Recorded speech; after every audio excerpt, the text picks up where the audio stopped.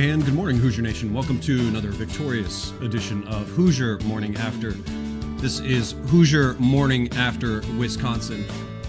Yesterday afternoon in the very coveted Saturday noon tip-off, that tip-off that everybody wants in college basketball, the noon tip-off, your Indiana Hoosiers go on to defeat Wisconsin at home, get a win that is much needed after a loss, winning in overtime 78-77, taking their record to 16-8 on the season, 7-6, getting above 500 in their Big Ten record, sitting relatively kind of in that middle part of the Big Ten currently, standings-wise.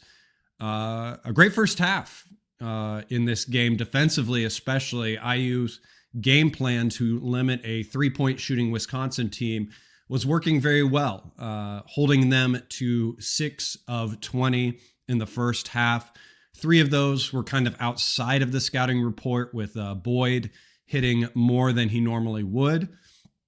Connor Enright being a masterful point guard, Nat, just annoying guy for opponents for IU, doing a good job with Connerway, obviously out again. He wasn't even in the building in this one.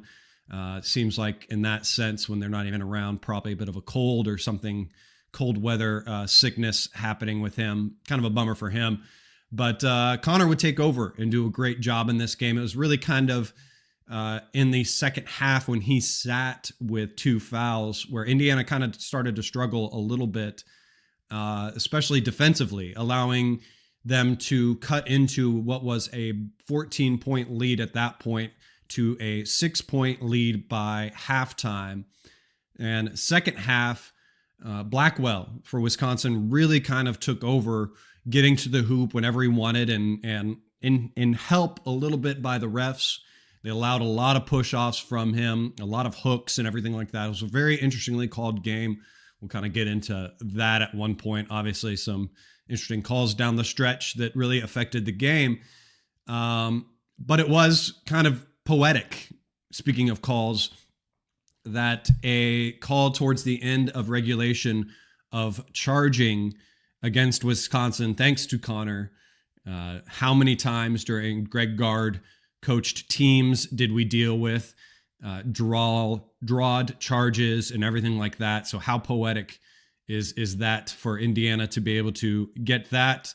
But a beautiful call. Obviously it was. Clearly it was. You hate to see those kind of situations if you are Wisconsin, that far away from the basket. But Boyd was very emotional in this game. You kind of saw that early on. He decided to pick a fight with the student section of IU. You really saw IU's student section, him coming off to them, giving them the let's go kind of situation.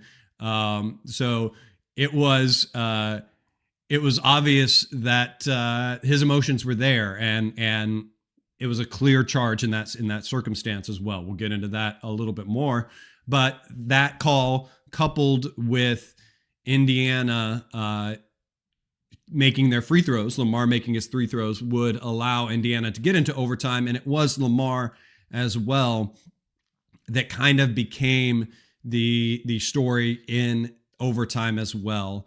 Lamar taking 7 shots during that overtime, getting to the hoop, and then obviously the very last call of the game, Lamar trying to take Blackwell one-on-one, draws down onto him and tries to go for the spin move. And during that, Blackwell's a little bit closer. And obviously, if you watch the replays, there's plenty of them out there on Twitter that people haven't really watched or looked at. But he steps on his ankle. He steps on the back of his foot. That's a tripping call. That's a call, no question, any time. And Lamar would get to the basket, make those shots, 2 seconds left, no chance for that. So weathered it in the end. Kind of a bummer for the refs to interject in that kind of situation. It causes a little bit of consternation on social media, but the videos show clearly those 2 things are fouls. Thank you for being here with us. Martha may pop in at some point, a very busy Sunday for Martha. So you may just have me as we break down this conference win for Indiana. Appreciate you being here with me. I'm your host, Chad Schwartzkopf. I really think it was defense in this game that did a really good job. When the offense wasn't clicking, it was really kind of the defense that kept Indiana in this game, especially like I said in the first half when Wisconsin was going to come out knowing that they're going to be a 3-point shooting team, limiting those 3-point shooters. Now, there were points in this game where we did get a little overly aggressive in the second half with the help. Guys were helping off their players that were in the corners. And there's especially a time or two where I saw Connor, and I would argue that Nick Dorn as well was kind of a contributor to that as well, helping off of his man in the corner, and would lead to a drive and kickouts and easy baskets from a lot of those guys. So a little bit of a tough situation with that. And I think that comes down to maybe tired legs, because the help has been pretty good in the first half and a lot of other games. So I think that's just late game, tough execution for this team. But Wisconsin didn't lead in this game at all till the 1:48 mark in regulation. So again, that shows Indiana kind of keeping them off kilter, keeping them off their game and everything. So, but it is, I think the issue moving forward that we're gonna have to keep our eyes on, and it's reared its head in many different ways. A lot of it's been mentioned through just exhaustion and fatigue and everything. And what that comes down to, and what we saw in this game, is just late game execution has become a little bit of an issue for this team. They escape it in this one, but a drought in the last 4 minutes of the game allowed Wisconsin to go up 4 in a 10-point run at the end. So game was well underhand going into the last 4 minutes of the regulation time. And you could see it mostly on the offensive side, where ball movement and movement off the ball really kind of slowed down. It turned into almost a hero ball game. Give it to Lamar, see what he can do. Let's get him to bail us out. And that's not good. That's not what this team is. And it was really, I think, equally so due to the fact that the shot making wasn't there as high for this team, where Indiana goes 5 for 22 from the 3-point line, 22% from 3. So I think that's kind of what stemmed some of those tired legs, or that standing around that we saw at the end of regulation in this game. Talking about the fouls though, speaking of end of regulation, the charge foul that Connor drew from him was perfect, was great. He knew, guarding Boyd the whole entire game, that he wanted to be the guy for Wisconsin. He kind of had that chip. He is kind of that fiery player on Wisconsin that wants to have the ball in his hands. He's their lead point guard, and smart by Indiana. It's obviously shot clock is off in that situation. You're down by 2 at that point. I think actually at 1 at that point, but you're down. And normal thought would be to foul and try to get the ball back to score, but smart to allow the little bit of the clock to run off. And then when you have a player like that turn and be dribbling away from the hoop, to stay up tight on him and pressure him was really good by Connor. Did he flop a little bit? Maybe. Yeah, he probably sold it a little bit, but who doesn't sell those charges? But as you look and watch the replays, you can see as clear as day that Boyd sees Connor coming up on him. You see his head turn to look at him, and that's when he lowers his shoulder to get into him, to draw some of that contact, and then the arm starts to come up to push away.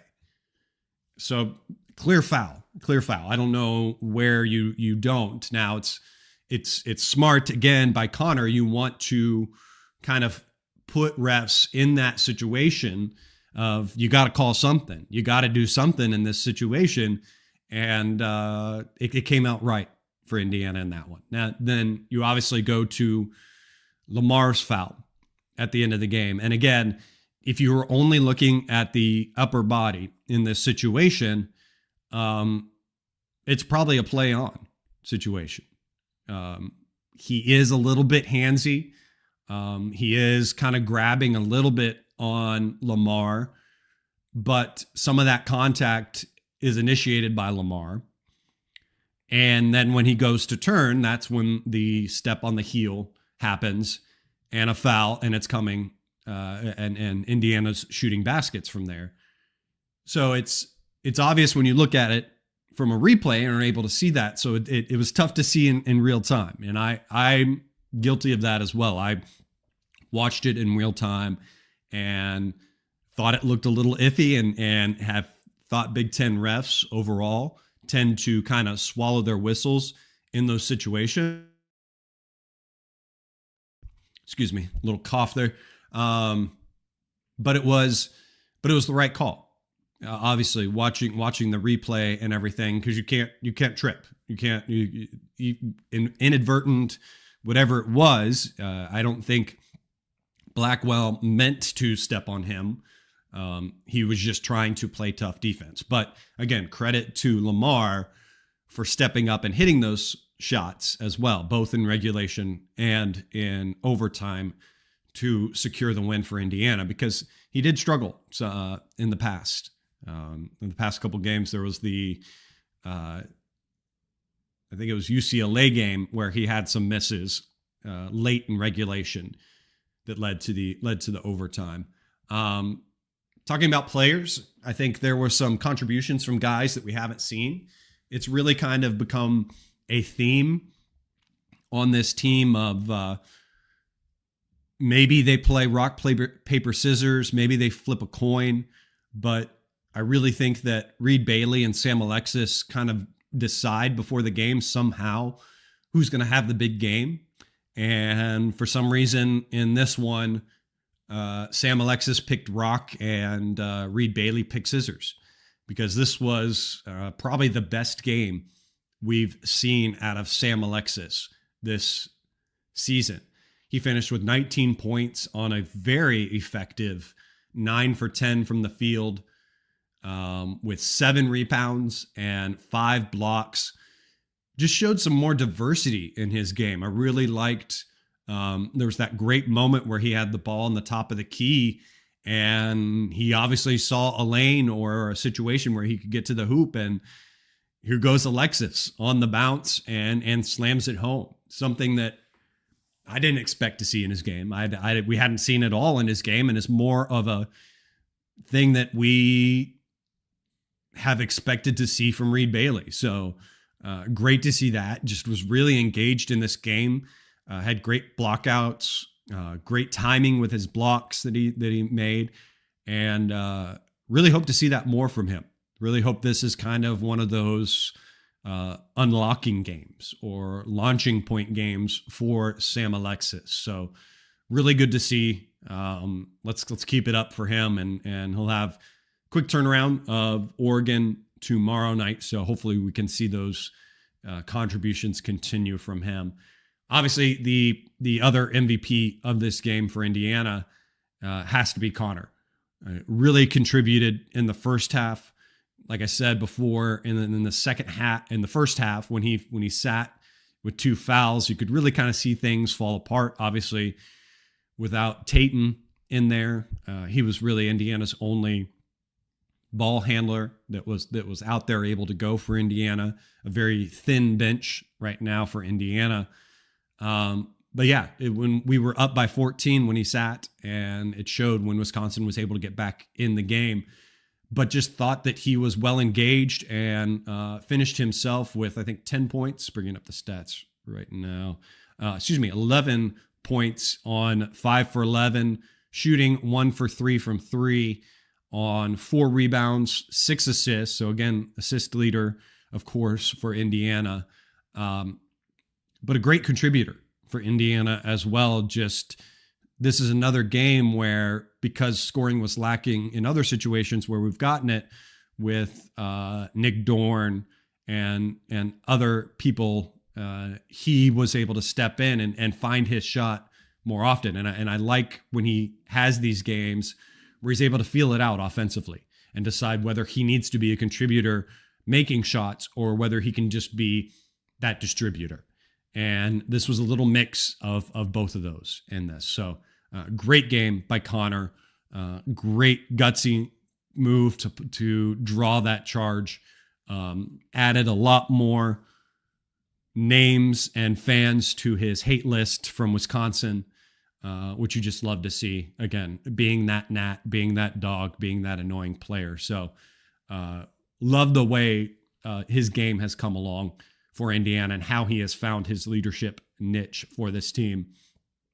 Another surprise, honestly, in this game was Jasai Miles.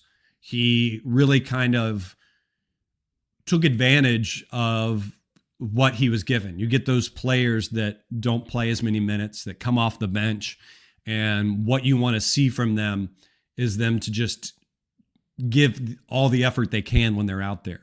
Do those little things when their number is called. And I think he really kind of had that mentality and had a great game for Indiana. Obviously, with Connerway out, he was going to get a few more minutes. And then things kind of grew, I think, a little bit more, and his minutes grew a little bit more in this game where he finished with 25. I don't know what his average is. I won't bore you by looking that up quietly while we're here live, but definitely more minutes than we see on average for him. And I think that's, again, both due to Connerway being out. I think also Nick Dorn struggling in this game where they kind of split minutes. Nick Dorn was at 27 and Jasai Miles at 25 minutes. So just was aggressive, looked for his shot, but didn't force it. I think other games where we've seen Jasai get in there in his limited minutes, he's been trying too hard to kind of prove that he should have more minutes and forcing that issue, I should say, taking shots that he shouldn't early in the shot clock. This was more of like he let the game come to him, and then he was aggressive with that. So 4 points for him, 2 for 6 from the field, missed a 3 that he took. He had another chance in Assembly Hall, was screaming at him to take a 3, and he decided not to in a possession, but would have loved to him to let that one fire. But where you see that aggression is, again, from a guard standpoint, finishing with 5 rebounds as well, with 1 block shot as well. So again, he's one of IU's more athletic guys. He's a guy that is going to be with the program for another year or two. So it's great to see him build some positive minutes and be a contributor in a game like this. The other one, obviously, to talk about that I just kind of mentioned a little bit was Nick Dorn. He kind of struggled on this. He struggled in the USC game. Before that, obviously, he was kind of on a bit of a heater where he was scoring 20 or nearly 20 points. And this game, it just wasn't there for him. No points on this, 0 for 4 from the field and 0 for 3 from 3-point. Just 2 rebounds, one turnover, 3 fouls. So a tough game for him. And guys are going to have that. So a pattern necessarily hasn't been set yet in that regard. I'm not concerned with it. He'll have his games where his number's called and he makes those shots. And then he's going to have games like this. And I think this was just a game where things weren't there for Indiana from the 3-point line. And Indiana was able to get in the paint and score in other situations. And Nick Dorn, I think, just struggled to make those adjustments in this game. I do think DeVries came along a little bit better in this game as well, though. Finished with 16, was the 3rd best scorer for Indiana on 5 for 10 from the field, 3 for 7 from 3. So a little bit better than his Big Ten average of, I think, about 29% right now from 3 in Big Ten play, which is a big struggle for him, obviously. But 3 for 7, a little bit better in that situation. 3 for 4 from the field. 8 rebounds was great to see. 1 assist, 3 turnovers, though. Just kind of thought he had some errant passes in this game where he thought communication was a little bit off, but 2 blocks from him. And I think he played every darn minute of this game, and he needed to. Needed his leadership and everything out there. So decent game from him, a little bit higher in the scoring column than he has been recently. So that's good to see, but would love obviously to see the shots go down a little bit.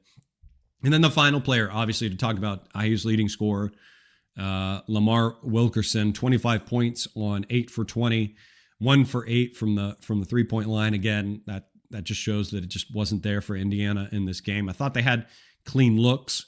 They just weren't quite going down for Indiana. But a perfect snowman, 8 for 8 from the free throw line, 4 rebounds for him, 4 assists, 1 block, 1 steal in nearly all the minutes, 41 minutes, just 4 minutes shy, little breath here and there for Lamar. And I think he was kind of obviously the story, again, like I said, in overtime. He was the one that took over for Indiana in overtime. He was the one in the end of regulation that hit 4 free throws to take it into overtime for Indiana, and continues to be that guy when chips are down and things aren't going. In at least games like this, he can be the one to help bring Indiana back and bring it around for Indiana in this game. Turning to stats, looking at stats in this game, assist to made baskets. If you've been watching or listening to the show, you know that's a stat that I love to look at. And I think that stat kind of really goes the way that the 3-point shooting goes.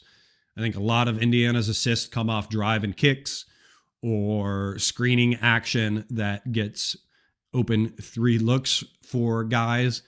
And since they weren't hitting, that assist to made baskets is quite a bit bigger in this game. IU with 13 assists to 30 made baskets in this game. Looking at some stat comparisons, though, Indiana really good with the blocks. You saw a lot of good blocks in this game, staying engaged and everything. Indiana with 9 blocks to Wisconsin's 3 in this game. Points in the paint, again, 3-point making wasn't happening for Indiana, so they did a good job getting into the point, a lot of that into the paint. A lot of that, again, due to Alexis having a good game, but Indiana wins that over Wisconsin 44-28. Rebounds in this game, total rebounds sitting even in this game at 37. I think Indiana kind of really struggled. A lot of Wisconsin shooting those threes and not making them made some long rebounds, and Indiana kind of is very susceptible to some of those long rebounds. That's where I think you see those rebounds being even, which is interesting because then it led to second chance points in this game also being an even 14 on the game. Shooting wise, Indiana from the field was 48. And like I said, a very low 23 on 5 for 22 from 3-point. Took care of business, though, from the free throw line, 13 of 15. Not very many free throws taken in this game, especially early on. I think it was a nearly clean first half, free throw wise. Maybe there were like 4 or 5 free throws shot in the first half. Let me see if I can bring that up. 0. No free throws shot in the first half. So clean stat sheet on that wise. The refs letting the teams play as well. Again, looking at the lead change, almost all of Wisconsin's lead coming at the end of regulation, and then they led for a good majority of the overtime situation at 4 minutes and 50 seconds of lead time for Wisconsin to Indiana's over 37-minute lead. I think, again, a relatively good stat sheet. And when you score over 70 in a game like this, that you're not shooting the threes and everything like that, it shows that Indiana found other ways to make baskets, other ways to score, and that's good that IU didn't fall apart in those situations. So You love to see a good game like this, and you'd love to kind of turn around and move on and continue to climb with success. At this point, obviously, I'd like to point out our kind of unofficial sponsor of the program, and that is Hoosier Ticket Project. You can go to HoosierTicketProject.org. If you have Indiana tickets that you're unable to use, maybe the Oregon game tomorrow night you're unable to make it to, instead of selling them on the secondary market, think about a great place like Hoosier Ticket Project to donate your tickets to. Hoosier Ticket Project will find a deserving family, deserving Hoosiers that may not have the means or the opportunities to get to games themselves.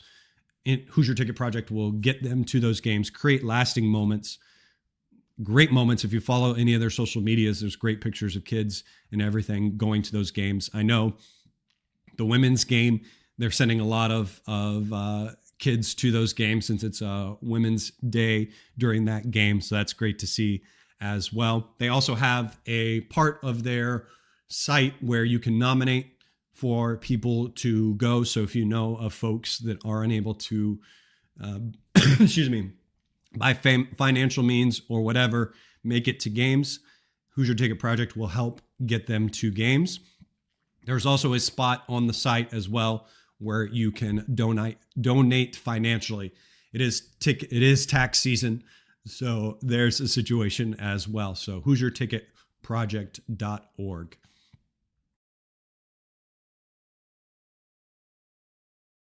Ooh, sorry, let me get a sip of my coffee there on that. Let me kind of finish my closing thoughts on this game. I think it was a game, obviously, not a must win in that situation. Obviously, probably must win in the sense that you don't want to drop a home game. But after kind of struggling in that USC game, you want to kind of come home, take care of home court. Would have wished if it was a little bit more of a larger margin game. You would kind of want to be able to, coast through this game by all means.